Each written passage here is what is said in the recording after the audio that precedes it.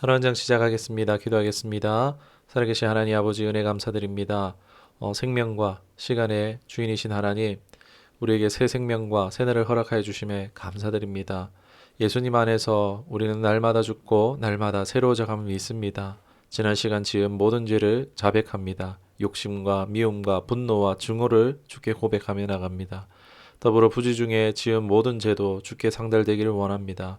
거룩함을 방해하는 모든 것은 다 밝혀지고 예수 그리스도의 보혈로 깨끗이 씻은 바 되게 원합니다. 주님, 또한 용서하여 주옵소서. 항복하며 회개하오니 주의 영이신 성령님께서 내게 오셔서 통치하시고 다스려 주시옵소서. 예수님의 이름으로 명하노니 더럽고 악한 모든 부정한 영들, 우리를 속이고 빼앗고 병들고 죽이게 망하게 하려는 모든 악한 영들은, 괴계는 다 예수 이름 명하노니 묶임받고 결박되어 무정에 떨어갈 지어다, 파쇄될 지어다. 또한 우리의 마음이 순종할 마음, 겸손한 마음, 옥토와 같은 마음 받되게 하셔서 오늘 주님의 말씀이 우리의 향한 복음이 심겨지는 대로 열매 맺는 부드러운 마음으로 이 하루를 살아갈 수 있도록 인도하여 주옵소서. 예수님의 이름으로 기도드리옵나이다. 아멘. 오늘은 출애굽기 29장 말씀을 보도록 하겠습니다. 1절에서 9절까지 말씀인데 1절과 9절만 보도록 하겠습니다. 말씀을 보겠습니다.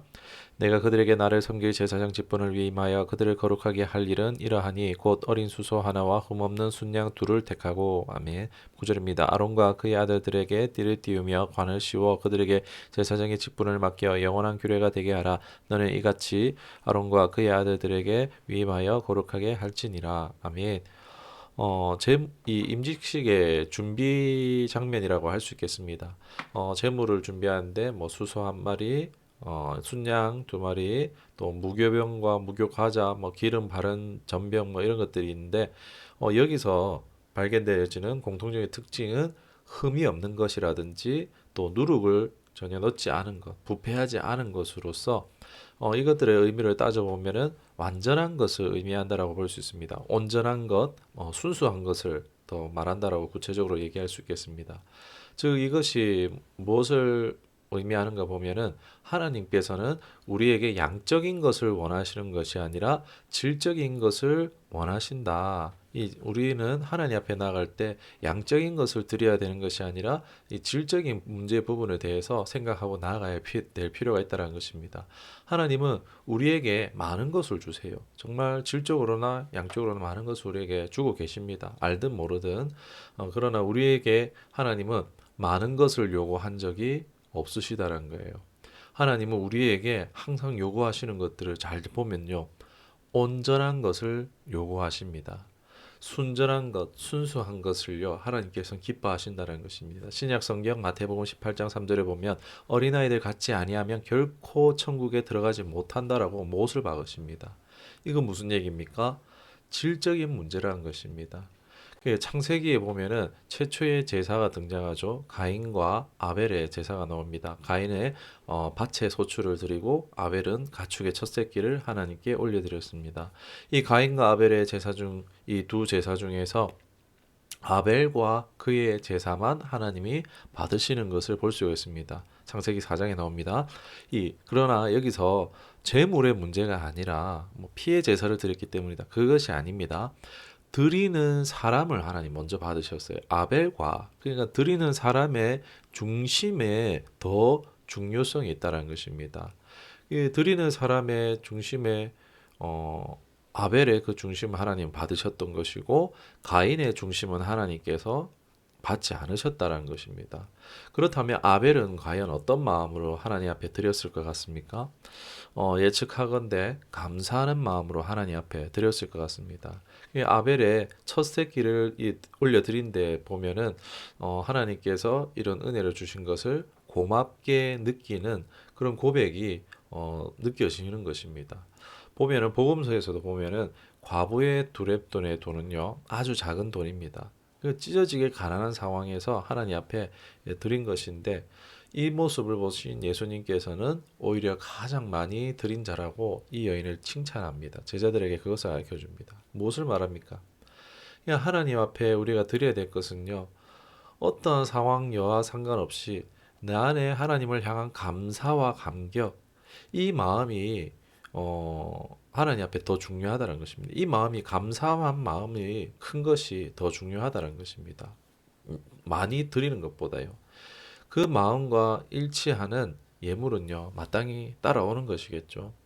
올해 지금 이제 곧 있으면 5월인데 이제 가족과 뭐 관계를 돌아보는 그런 기념일들이 많이 집중되어져 있잖아요. 우리도 보면은 사람도 이 사람에게 내가 은혜를 입었지 하면은 뭐 부모님이든 스승에게든 그 마음을 담아서 뭐 좋은 선물을 하기 마련입니다. 뭐 또는 뭐 개인의 사정이 상황이 그렇지 못하더라도 어떻게든 뭔가 정성을 담은 선물로라도 표현하고 싶어 합니다. 이거 왜요? 우리가 은혜를 입었고 감사하는 마음이 있고 또는 뭐 사랑한다면 어떻게든 우리 표현하려고 한다는 것입니다. 예, 사랑하면 당연히 표현되죠. 이와 마찬가지로 하나님 앞에 드릴 온전함을 이루는 예물은요, 다른 것이 아니라 뭐 감사하는 은혜에 감사하는 마음도 좋겠지만 더 나아가서는 하나님을 사랑하는 마음으로 나아가는 것이 중요하다라고 할 수 있겠습니다. 여기서 정하고 있는 율법은요, 어디까지나 최소한의 가이드라인이라는 것에 불과합니다. 온전한 예물이 율법이 될 수는 없습니다. 감사하는 마음으로 비롯된 적절하게 표현된 고백, 이것이 필요한 것입니다. 아무리 좋은 것들인데 해도 그 안에 감사가 없으면 곤란하겠죠. 사랑을 근거로 적절하게 표현된 고백이어야 하는 것입니다. 하나님은 이를 기쁘게 받으십니다. 이제 이하로 보면 아론과 두 아들은 뭐 물두멍에서 씻고 28장에 말했던 예복을 입고 기름 부음을 받음으로 이제 육신의 깨끗함으로 임직식을 준비하는 것을 볼 수가 있습니다. 이제 10절에서 28절까지 내용을 보도록 하겠는데 10절, 18절, 22절, 25절, 26절, 28절 보도록 하겠습니다. 먼저 10절입니다. 너는 수 소장아지를 해마 앞으로 끌고 오고 아론과 그의 아들들은 그 송아지 머리에 안수할지며 아멘. 18절입니다. 그 순양 전부를 제단 위에 불사르라. 이는 여호와께 드리는 번제요 이는 향기로운 냄새니 여호와께 드리는 화제니라. 22절입니다. 또 너는 그 순양의 기름과 기름진 꼬리와 그것의 내장에 덮인 기름과 간 위의 꺼풀과 두 콩팥과 그것들 위에 기름과 오른쪽 넓은 다리를 가지라. 이는 위임식의 순양이니라. 아멘. 25절입니다. 너는 그것을 그들의 손에서 가져다가 제단 위에서 번제물을 더하여 불사르라. 이는 여호와 앞에 향기로운 냄새니 곧 여호와께 드리는 화제니라. 26절입니다. 너는 아론의 위임식 순양의 가슴을 가져다가 여호와 앞에 흔들어 요제를 삼으라. 이것이 내 분깃이니라. 28절입니다. 이는 이스라엘 자손이 아론과 그의 자손에게 돌릴 영원한 분깃이요 거제물이니 곧 이스라엘 자손이 화목제의 제물 중에서 취한 거제물로서 여호와께 드리는 거제물이니라. 아멘. 앞서 이제 준비했던 짐승과 무교 음식들의 이 사용처가 밝혀집니다. 먼저 짐승에게는 제사장들이 손을 얹어서 제사장들이 손을 얹어 안수하는데 이것은 죄를 전가하는 것입니다. 이 수송아지는 속죄 제물에 되는 거죠. 이 속죄제는 죄를 지었을 때 속죄하며 드리는 제사라는 것입니다. 그래서 이 죄를 전가한 수송아지를 어떻게 합니까? 불에 태웁니다. 가르고 피를 빼고 뭐 이제 내장을 드러내고 뭐 이런 과정들을 통하고 나서 이제 다 태워버리는 거죠. 이게 속죄제입니다. 무시무시하죠.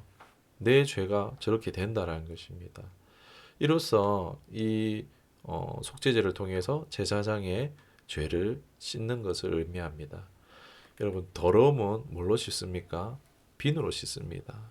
물로 씻습니다. 그러나 죄는 무엇으로 씻습니까? 피값으로 씻을 수 있다는 것입니다. 이것은 너무나 중요한 기독교의 신학적인 부분이라 할 수 있겠습니다.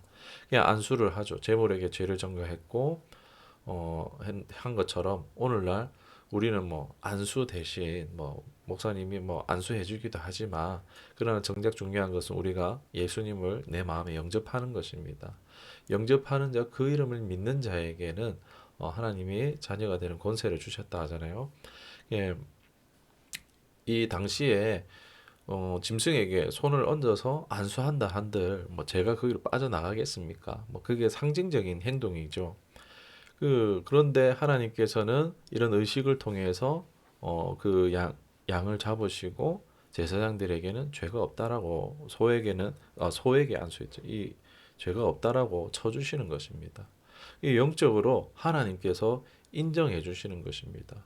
이 제사의 효력이 하나님께서 인정해 주심으로 하나님과의 그 약속들, 이 이스라엘 백성들에게 내가 너희에게 지켜주겠다. 너희의 먹고 마실 모든 것들 내가 내려주겠다. 이런 모든 이런 하나님의 신실한 언약들을 이런 제사들 가운데에서 하나님이 그걸 인정해 주시고 계속해서 그 계약이 유지되도록 이행하시는 것입니다.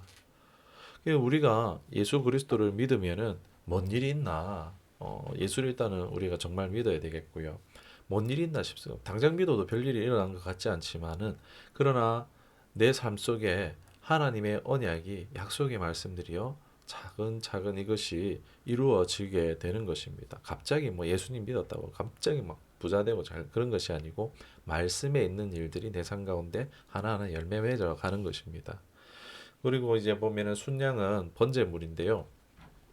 번제는 앞에 속죄제와 달리 자발적으로 드리는 헌신의 제사라고 할 수 있습니다. 뭐냐면은 하나님의 주권을 인정하는 것으로 볼 수가 있습니다. 어떻게 보면은 11조와도 비슷하게 볼 수도 있겠죠.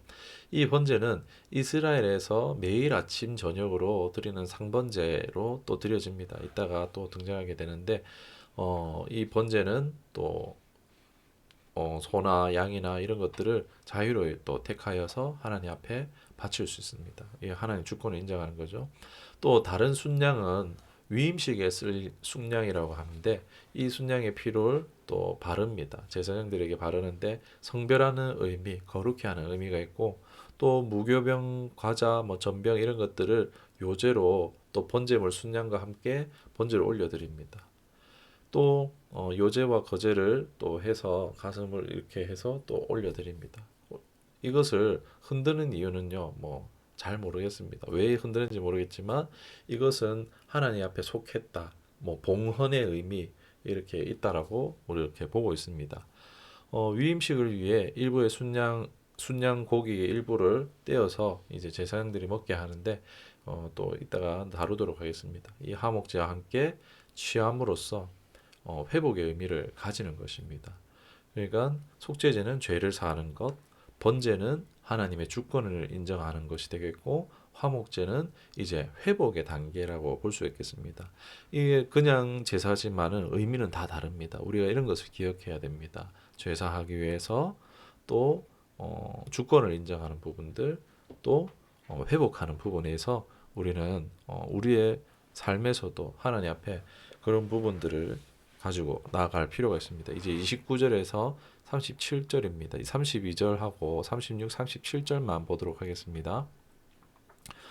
아론과 그의 아들들은 회막문에서 그 순양의 고기와 황주리에 있는 떡을 먹을지니라. 36절입니다. 매일 수송아지 하나로 속죄하기 위하여 속죄제를 드리며 또 제단을 위하여 속죄하여 깨끗하게 하고 그것에 기름을 부어 거룩하게 하라. 너는 이레 동안 제단을 위하여 속죄하여 거룩하게 하라. 그리하면 지극히 거룩한 제단이 되리니 제단에 접촉하는 모든 것이 거룩하리라. 아멘. 이제 위임식이 시작됩니다. 대제사장의 뭐 성의를 뭐 대대로 물려줘라 뭐 이런 얘기도 나오고 하목 제물 이제 순양의 고기를 먹습니다. 그런데 누가 먹을 수 있습니까? 오직 아론과 그 아들들만 먹을 수가 있습니다. 이제 새로 취임하는 제사장만 먹을 수 있는 것이고 이제 다 못 먹으면은 태워야 됩니다. 이것은 하나님의 허락하신 거룩한 음식이기 때문에 부정하게 해서는 안 되는 것입니다. 그래서 다 태웁니다. 일주일 동안 이제 위임식이 진행되는 이 특징이 있는데 계속해서 이 수소 한 마리를 제물로 하고 7일이나 계속 드려집니다. 왜 그럴까요? 이 7일 동안 함으로 인해서 정당한 일꾼이 되게 하는 의미가 있습니다. 이 아론과 아들뿐만이 아니고 또 제단까지 거룩해질 것이다라는 말씀을 하는데 우리가 여기서 발견하는 것은 뭐냐면은 우리는 부정이 부정을 옮기잖아요. 그러니까 곰팡이가 곰팡이를 옮기고 더러움이 더러움을 옮기는데 오염이 오염을 옮기는데 여기서 보면은 이 7일 동안 이 위임식을 진행하고 나서는 이제 뭐라고 합니까? 이제는 제단이 접촉하는 모든 것이 거룩하리라 라고 말하고 있습니다. 거룩이 전파되도록 하는 것입니다. 예, 거룩이 의미하는 것은 무엇이겠습니까? 뭐 건강이나 뭐 즉 인생에 그런 우리 인생에 유익되어지는 영육 간의 그런 건강들, 인생에 복이 되게 하기 위해서 거룩하게 하신 것입니다. 그리고 이것은 모형일 뿐이고 이제 우리에게 실제가 되신 예수 그리스도께서 우리에게 거룩을 전파하시는 우리도 이제 예수님을 믿는 사람들은 부정한 것을 만졌다고 우리가 부정해지는 사람이 아니라 우리는 거룩한 자가 되어서 우리가 만지는 모든 것이 거룩해지는 거예요. 그래서 예수를 믿는 사람들이 손을 얹고 기도한즉 질병이 떠나가고 제사함이 나타나고 이런 일들이 성도가 거룩하기 때문에 그렇습니다. 그래서 거룩할 성자를 쓰고 있는 겁니다. 우리가 거룩함 하나님의 사람들로 부름 받았습니다. 나의 정체성은 거룩한 사람입니다. 우리가 또 그 거룩함을 이루어가는 자들이 되어졌으면 좋겠습니다. 또 생각해 보는 게 이 7일 동안 또 진행된 임직식을 생각해 볼 게 하나님의 승인에 대한 의미입니다. 그러니까 대제사장이라는 이 직분 아무렇게나 세워지는 것이 아니라는 것을 보여주는 것입니다. 이런 특별한 의식을 통해서 하나님을 섬기는 자로 세워졌다라는 거죠. 하나님께서 아론에게 이 지금 대제사장에게 권위를 부여하는 것입니다. 오늘날 직분은요 결코 상하관계는 아닙니다. 그렇게 되어서는 안 됩니다. 그러나 어, 어, 네가 나보다 높네, 네가 나보다 낫네 그런 게 결코 아닙니다. 그렇게 봐서는 안 됩니다.